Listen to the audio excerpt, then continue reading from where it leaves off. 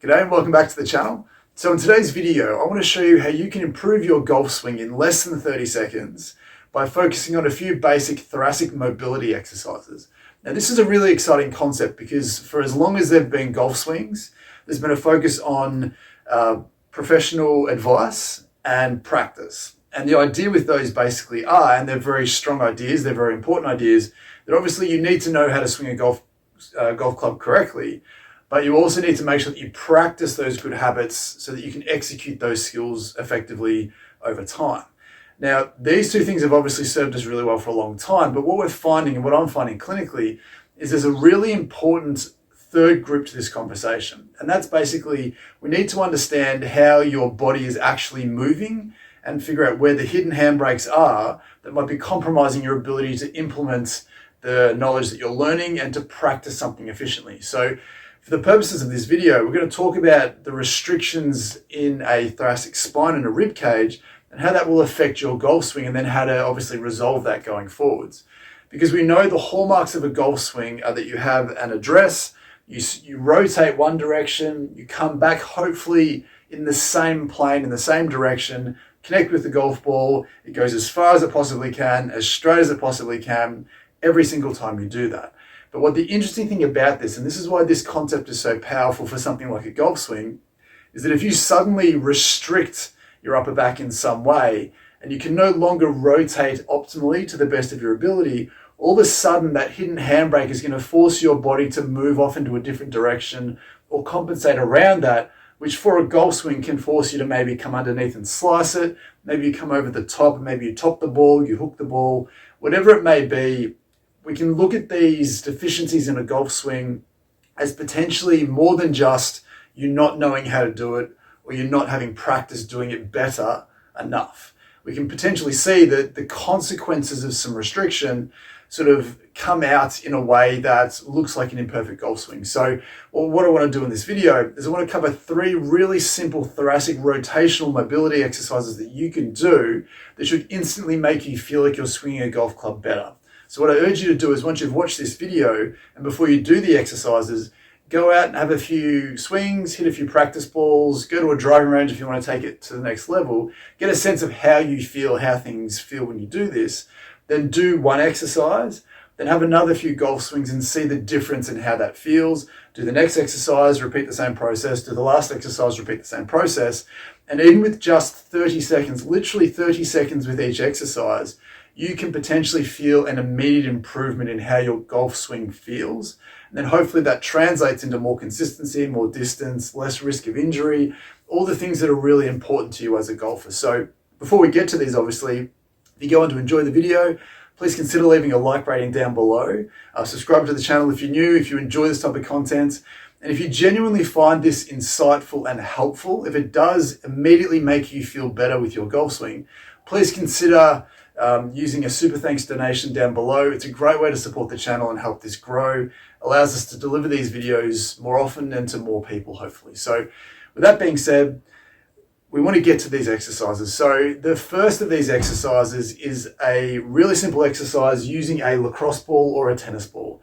So basically all it is, and it's a favorite exercise on the channel, is we know that your thoracic spine and your rib cage, which makes up your upper back, has a bunch of joints from the base of your rib cage all the way up to the top on either side of the spine, but then there's joints as the ribs attach into that spine. So potentially with the 12 thoracic levels, there's a joint on each side, which means there's 24 joints there. And then when we attach a set of ribs to the back, that's essentially another 24 joints that we potentially have there. They can get rusty and stiff. They can stop you from optimizing your ability to rotate through that thoracic spine. So with this ball, basically what we're going to do is we're going to take the ball, we're going to start about shoulder blade level. So if you can place the ball in the middle of your spine where the bump is, we're just going to drop straight off to the side a little bit. So we're not going to go all the way out to where the ribs are. We're going to start in the middle where the bumps are, literally roll off to where the fleshy bit is. We feel those muscles down the side. And all we're going to do, as we always do with this exercise, is we're just going to gently lie on top of the ball. So this is an amazing way to specifically target any and all joint stiffness that you may have in this area. So we're going to start on the spinal joints. So again, where the bump is, we let it roll straight off to the side. I'm going to get you to move around until you feel a spot that feels a little bit stiff, tight, or tender. And if you're not sure how that feels, because there may not be pain here, is then if you move it across to the exact same spot on the other side, we want to compare the two sides. So the side that you need to be on is the side that doesn't feel like it sinks in as well, that doesn't feel as mobile. So it's going to feel more dense, it's going to feel thicker, it's going to feel tighter. It may feel tender, but it may not. But we want to look at those restricted features as the target. And again, you can use a tennis ball if this is tender. So what we want to get you to do basically is once you've found a spot, all we want you to do is stay here. We don't want you to roll around up and down on the ball. We want the ball to specifically press into a restricted area, which is where these joints are, to get those joints to move a little bit more freely. So when you're swinging a golf club, you can get that rotation as the joints slide across each other. So again, when we're in this spot, we want to stay on the spot, take a deep breath in, and then breathe out and let the ball sink in a little bit further. Now, the lower down we go, we just want you to stay on this particular spot. Let the ball press in for 30 seconds. As I said, you can do it for longer if you feel you need to. Then once you've done that, we can get you to move the ball up or down a little bit more, and then just segmentally work your way up as far or as low as you feel you need to, chasing the areas that feel most restricted for you. Now, once you know where the main areas of restrictions are, and for a lot of people, it's sort of the base of that rib cage to the base of that shoulder blade tends to be where there's a lot of rotational restriction in that thoracic spine. So just make sure that's there for you. If not, go as high as you feel you need to. Then what I want you to do is, once you've worked on the spinal joints, we just want you to let the ball drift out a little bit wider towards where the shoulder blade might be, so that you start to put a little bit of pressure through the ribs themselves. Now, what you'll find here is it might be a little bit more tender because there might be a little bit more muscular restriction in this area. But what I want you to do here is, now that we're on the rib cage, you really need to incorporate the breathing a little bit more in this particular position, because the ribs are going to move. We can shear free some of this stiffness. We can even get the arm up and over the top, depending on how high you are, to really free up some of this stiffness and shear free some of this restricted tissue. And then what you'll find, hopefully, is once you've worked your way up and down the spine, and generally for most people, it's going to be on one particular side. And then as you work out a little bit wider towards the rib cage, as soon as you start to clear up where those restrictions are, you should genuinely feel like those handbrakes now allow you to rotate through your trunk a lot better, which again makes it easier for you to leave the ball and come back on the same plane, so that you hit the ball more consistently and more accurately over time. So the first exercise is a thoracic ball mobility. It's an amazing way to specifically target joint stiffness. You will be able to capture and release some muscular tightness as well, because we're doing a pseudo trigger point to get through to the joints, but just be aware that's a joint specific exercise. Because from a muscular perspective, what I want to get you to do this time, and a soft tissue perspective, is we can do a more rotational exercise to free that up. So exercise number 2 is basically going to require you to pop down onto your hands and knees. And what I want to get you to do here is make sure that you're in a good position. So we don't want you sort of to dump forwards. We don't want you to round off at the top. Just make sure that you're as sort of out tall as you possibly can be. Drawing that belly in, what I'm going to get you to do with one arm is I'm going to get you to reach through, so for me, towards the camera here. And then what you can do is you can drop that shoulder down a little bit to really emphasize that rotation. You should be able to really feel a lot of rotation through this trunk and rib cage area. So again, stay nice and together. We're not going to try and sort of drop down at all. We literally want to try and bias that rotation. The bit of friction that you get by having your hand on the ground or your arm on the ground really allows you to twist that a little bit more through your trunk. And again, find the position that you feel most comfortable being in that hits some of that rotational restriction. And then when you're in this position, what I want to get you to do is I want to get you to tense up your rib cage. So you can push your arm back into the ground. Basically just try and squeeze your abs, squeeze your chest, squeeze your back muscles, tense everything up for about 5 to 10 seconds. And then when you relax, you might find that you can go a little bit further into the stretch.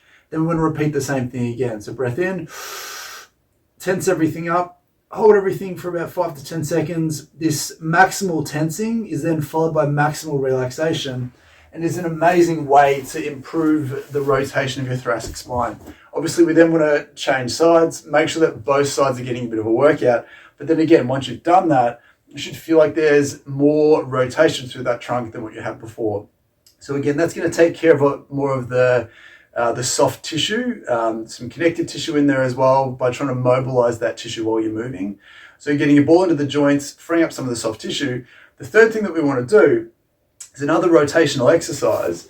But what we actually want to do with this, and I should have tied this up beforehand, is essentially we want to make sure that we also add a little bit of strength to this exercise.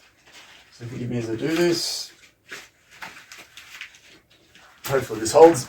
Now, one of the exercises that I really like for this is just a thoracic rotational exercise. Now, using a TheraBand, what you'll actually find here is you can look at this more as a traditional strengthening exercise. We're going to try and strengthen the rotational muscles of the trunk. But by doing that, by engaging those muscles and getting them to work from a good posture with rotation, we are actually going to get some mobility benefits as well. So again, if you swing a golf club before this, take note of how tight or stiff or smooth it feels. Do this exercise and then do it again. You'll hopefully feel a little bit fatigued afterwards, but you'll also feel a little bit smoother as well. So this exercise is fantastic. It's almost a 2-for-1 exercise. And as I said, all you need is a TheraBand. You can do this with a TheraTube or some cables or something like that. It's best to have it tied off to something secure, because what I'm going to get you to do is, holding the other end, I'm going to have your arms out straight. And what we're going to get you to do here is being up nice and tall, so we don't want to be slouched, up nice and tall, rib cage down in a good posture. I'm basically going to get you to rotate around your spine. So we're not sort of tilting to one side. Again, we're not slouching and rolling. We want to be up nice and tall, arms locked in. We're just literally trying to rotate around your spine. So you want to imagine that you have a rod going straight down the middle of your spine, and you're just rotating around that. And we want to do enough repetitions that fatigue you. So ideally, if we're doing 10 to 15 reps here, we're not necessarily looking for that hypertrophy 8 to 12 rep range. But if we're looking more so for an endurance range, maybe 15 reps, we want to make sure that the resistance fatigues you at about 15 reps. It's a nice gentle way to get some light fatigue here, but also to get some increased range of motion. Now, depending on how much of the resistance you have, we can get you to start at the end range of one rotation. So rotate your trunk as far as possible, and then try and get you to rotate all the way around to the other end. So really try and push the limits of your rotation whilst you're fatiguing these muscles, whilst you're mobilizing that soft tissue as well. Obviously, we want to turn around and do it the other way as well. So those 3 exercises are brilliant exercises at mobilizing your ability to, or improving your ability to rotate through that thoracic spine, which is a crucial, one of, if not the most important pieces of a good golf swing. If you don't have that rotation through your trunk, it's very, very hard to consistently do the same thing over and over again without having to sort of work around that and change the angles that you're swinging the golf club. So let me know in the comments down below how you went. As I said, you can do each of those exercises for 30 seconds. If you've done them correctly, you deserve to feel like you are now instantly more mobile through that thoracic spine. And then when you put that into a golf swing, it should feel easier. It should feel like you're a better version of yourself than what you were before. And the exciting thing about this idea basically is that we don't know how good you can be swinging a golf club. So if you're someone who is a scratch golfer, or maybe just a weekend golfer, maybe you don't have a handicap, you just want to get better, the limiting factor for you may not be how many hours you practice or how much good information you can get from a private tutor or having golf lessons. The limiting factor for a lot of people is a physical limitation. It's that, or like a pseudo limitation where your joints are stiff or something's tight.